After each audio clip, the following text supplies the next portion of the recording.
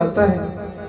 और मछली रस के चक्कर में लोहे के कांटे को नहीं देखती और उसकी मृत्यु हो जाती है। और जो भौरा है वह गंध की चाह में रात्रि गमष्यति भविष्यति सुप्रभातम भासं उदेशति हसेशति पंकजश्री इत्थं विचिन्त्यति कोसलते दुरेते आहंत हंत नई गज उच्चहारा। कि अब रात्रि चली जाएगी, रात्रि गमिष्यति भविष्यति सुप्रभातम, कि रात्रि जब चली जाएगी प्रातः काल होगी और जो कमल का पुष्प खिलेगा और भौरा सोचता है कि मैं सुबह जब कमल का इसके पुष्प जब खिलेगा तो मैं सीधा यहाँ से उड़ जाऊंगा, गंध का रसास्वादन लेकर के चला जाऊंगा। लेकिन इतना वह सोच ही रहा होता है कि सायंकाल का समय है, रात्रि होने वाली है, तभी वहां पर एक गज हाथी आता है और अपने पैर से कमल को कुचल देता है और भौरे की मृत्यु हो जाती है। इसी प्रकार से जो शब्द के चक्कर में हिरण मृग की मृत्यु हो जाती है और जो गज हाथी है उसे फंसाने के लिए एक हाथनी का सुंदर चित्र बनाया जाता है और सामने गड्ढा खोद दिया जाता है, उस पर घास फूस को रखा जाता है। जैसे ही वह गज स्पर्श करना चाहता है हथनी का और उस गड्ढे में गिर जाता है और महावत जैसा कहता है वैसे चलता है और उसकी मृत्यु हो जाती है। इसी प्रकार से एक एक इंद्रियों में रस अधिक हो जाने पर जीव की मृत्यु हो जाती है। अल्पतंग गजमीन मृग एक एक मदहीन, ये नर में पांचों लखे तो क्यों न होए मतहीन। तो मनुष्य में तो पांचों है, रूप रस गंध शब्द स्पर्श, और इन सभी इंद्रियों का पांचों इंद्रियों का जो मुख है परमात्मा की ओर मोड़ देना चाहिए। एक राजा की बकरी थी और राजा ने कहा ये जो बकरी है इसे कितना ही घास खिलाओ लेकिन तृप्त नहीं होती।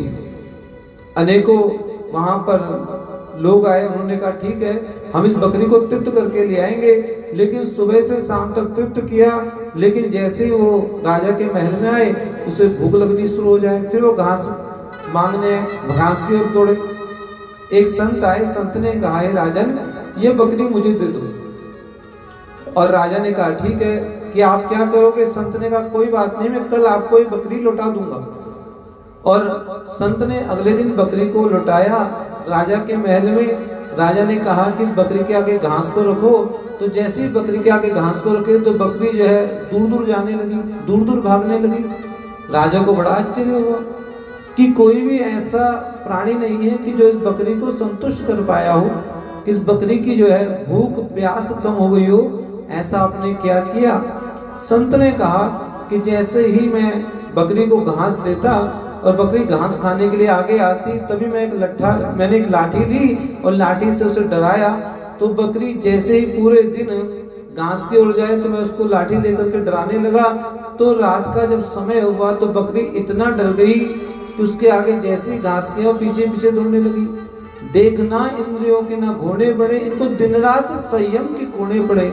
जब संयम रूपी डंडा पड़ा तो संयम रूपी डंडे के भय के कारण यह जो बकरी है सीधी हो गई।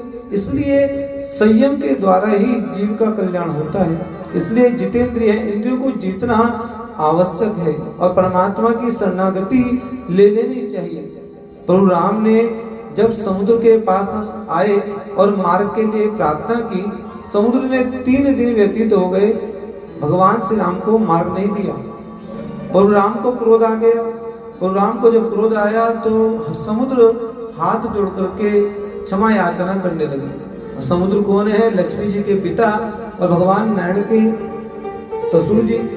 और वहां पर हाथ जोड़ करके कहते हैं कि मैं क्षमा चाहता हूँ, क्योंकि आपके जो चरण कमल है वह जीव की शरणागति के लिए है, जीव को शरणागति देने वाले हैं। और जो स्वयं भवसागर से पार लगाने वाले हैं और वह मेरे आगे याचना करें तो वह उत्तम नहीं है, क्योंकि मैं तो निर्बल हूँ और आप सबल हैं। मैं क्षमा चाहता हूँ। समुद्र ने प्रभु राम जी से क्षमा याचना की। इसलिए कहा शरणागति यदि लेनी भी है तो सामर्थ्यवान की लेनी चाहिए। सामर्थ्यवान प्रभु राम है, कृष्ण है, गोविंद है, इसलिए सामर्थ्यवान की शरणागति जीव का कल्याण करती है।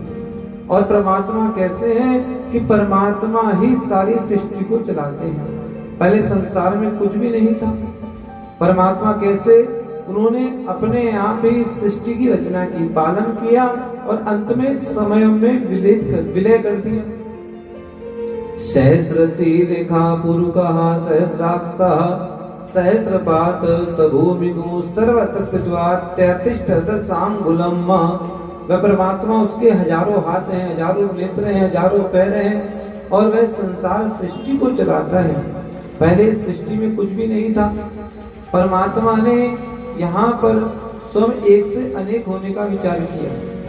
स्वेदज, उद्भिज, अंडज, जरायुज कुछ भी नहीं। स्थावर जाति, पेड़ पौधे आदि स्थावर जाति हैं। उद्भिज, अंडज जो अंडे से उत्पन्न होने वाले जीव हैं, उद्भिज जो गर्भ से उत्पन्न होने वाले जीव हैं, कुछ भी संसार में नहीं था। जंगम कुछ भी नहीं।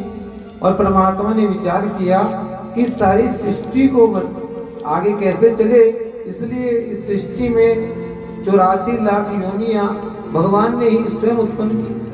भगवान नार कहते हैं जल को, अयन कहते हैं घर को। जिन्होंने जल को ही अपना घर बनाया है भगवान नारायण, एक समय विचार करने लगे। उनकी नाभि से कमल उत्पन्न हुआ और कमल में ब्रह्मा जी उत्पन्न हुए।